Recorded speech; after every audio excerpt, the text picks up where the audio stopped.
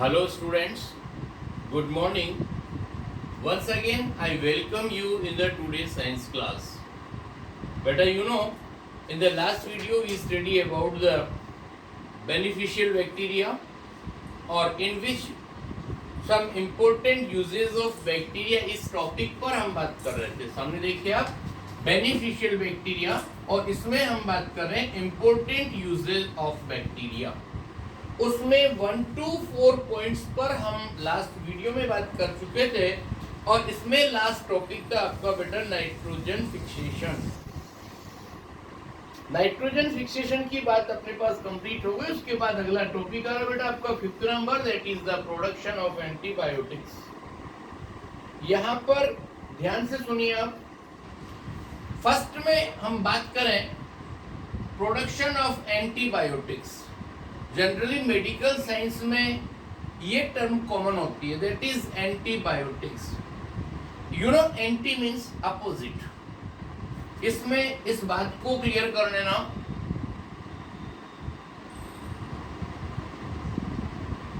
Anti means opposite, और biotics means living bodies.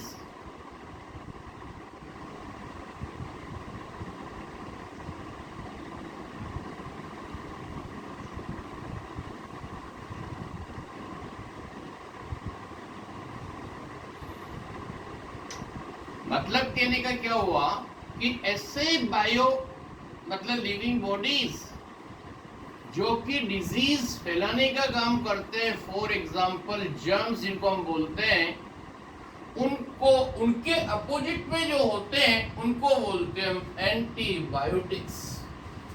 यहाँ bio की जगह पूरा बायोटिक्स कर ले हम.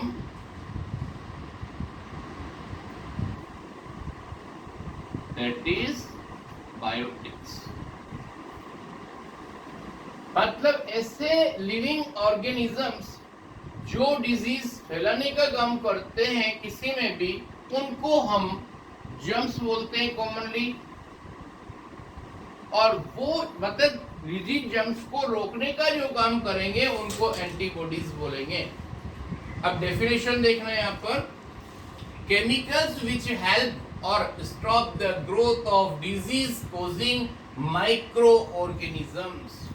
मतलब कि कॉमनली हम इसको जर्म्स बोलते हैं, जिसकी वजह से कोई भी डिजीज डेवलप होती है उस लिविंग बॉडी को हम जर्म्स बोलेंगे. और इसमें यहाँ पर डिजीज को फैलाने का काम करेगा, उसको रोकने के लिए जो केमिकल्स काम आएंगे, दैट इज द एंटीबायोटिक्स. अब एंटीबायोटिक्स जो कि बैक्टीरिया से ऑब्टेन होते हैं, जो बैक्टीरिया से बनाए जाते हैं, उनके कुछ नेम आपके पास आ रहे हैं. यहाँ पर जितने भी हम मेजर ग्रुप्स पढ़ेंगे उसमें लगभग हर ग्रुप के अंदर कुछ एंटीबायोटिक्स मिलेंगी आपको, स्टार्टिंग फ्रॉम बैक्टीरिया. यहाँ पर अलग से क्वेश्चन भी आ जाता है, right the name of any 4 antibiotics produced from bacteria. ये ऐसा भी हो सकता है नेम सम बैक्टीरियल एंटीबायोटिक्स. आपका नेम चलेगा बेटा स्ट्रेप्टोमाइसिन. स्पेलिंग देखना, नेम देखना, स्ट्रेप्टोमाइसिन, एरोमाइसिन, टेट्रासाइक्लिन, और नेक्स्ट नंबर दैट इज क्लोरोमाइसिन. इसको एज इट इज आपको याद रखना है. उसके बाद आगे की बात करें हम, एंटीबायोटिक्स किस किस को दिए जाते हैं. ध्यान से देखना, मतलब एंटीबायोटिक्स अब तक किन किन के लिए अवेलेबल है. First number for human being, उसको आपको पता ही एंटीबायोटिक्स मेडिसिन की फॉर्म में दिए जाते हैं, और अदर फॉर्म्स भी हो सकती है. सेकेंड नंबर होता है बेटा antibiotics mixed with feed of livestock and poultry.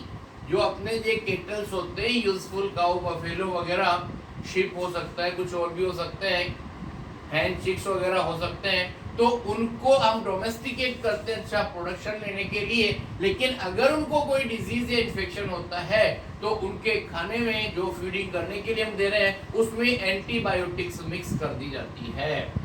और आपको पता है प्लांट्स के अंदर भी कुछ डिजीज होती है जिनको कंट्रोल करने के लिए एंटीबायोटिक्स अप्लाइड की जाती है। इतनी बात समझ में आ गई। अच्छा, एक इंपॉर्टेंट बात और बता रहा हूं मैं। We have two term. Generally हम बैक्टीरिया बोलते हैं ना, bacteria is a plural term और इसका सिंगुलर जो होगा दैट इज बैक्टीरियम। ध्यान रखना, बैक्टीरियम जो टर्म है वो होगी आपके पास सिंगुलर और प्लूरल टर्म जो होगी दैट इज द बैक्टीरिया। ये बैक्टीरिया और ये बैक्टीरियम दोनों की बातों को ध्यान रखेंगे।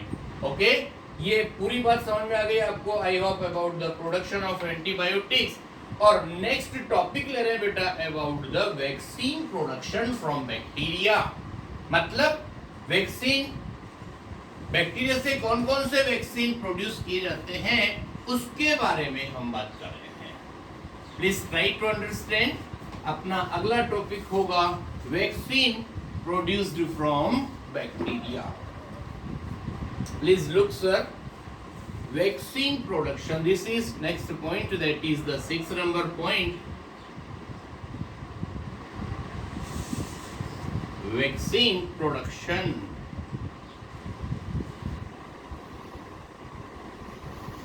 You know, अभी बहुत सारी जगह पर आपने टर्म सुनी होगी, vaccine, corona vaccine for adult, अलग अलग एज ग्रुप में सबको दिया जा रहा है। एक्चुअल में वैक्सीन मींस होता क्या है, पहले हम इस बारे में बात करें।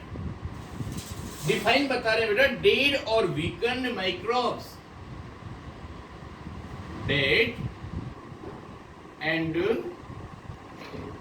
Weekend microbes. माइक्रोब्स और माइक्रो ऑर्गेनिज्म एक ही चीज है। माइक्रो ऑर्गेनिज्म को हम माइक्रोब्स भी बोल सकते हैं। Microbes used to initiate antibodies, used to initiate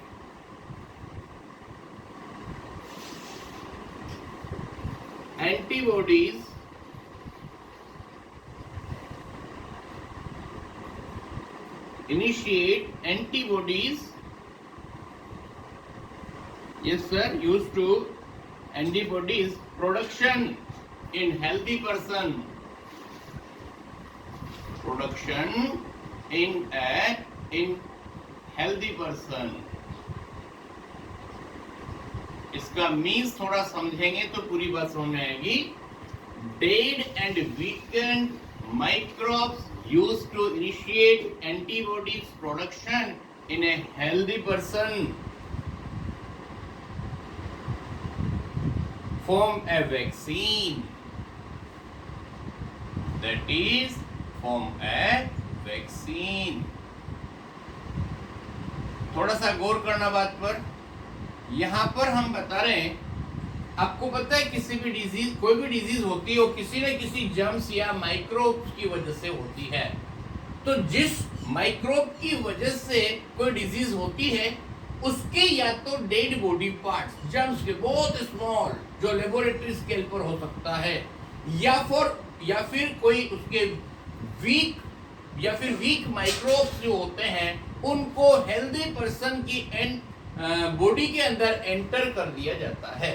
और आपको पता है हर लिविंग बॉडी के अपना एक इम्यून सिस्टम होता है, तो उस इम्यून सिस्टम में जो आपके डेड बॉडी पार्ट्स या वीकेंड माइक्रोब्स जो डाले गए तो उनके एंटर होते ही क्या होगा, अपने ब्लड में जो WBCs होती है वो एंटीबॉडीज फॉर्मेशन का काम कर लेती है for the protection of the body.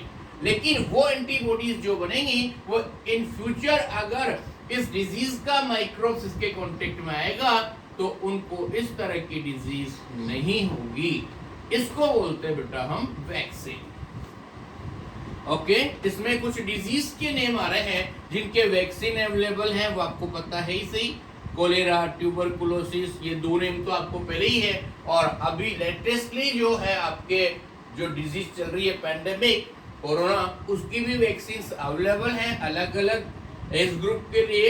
और एक लास्ट बात और बता रहे हैं हम आपको, that is the what sir, production of vinegar. Please look, production of vinegar.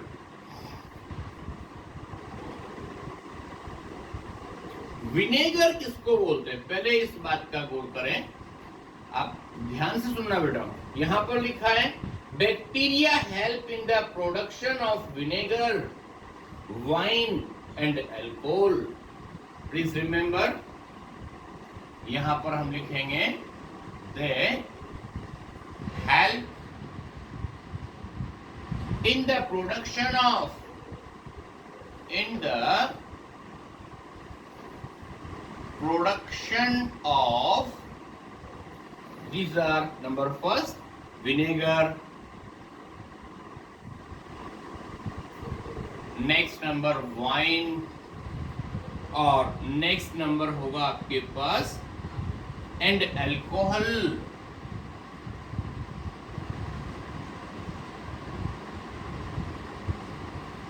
And alcohol from, कहां से मिलता है देखना आपको, from fruit juices, from fruit juices. उसका आगे और लिखा बेटा, that is fruit juices and cereals, you know wheat, rice, maize, by the fermentation, by fermentation।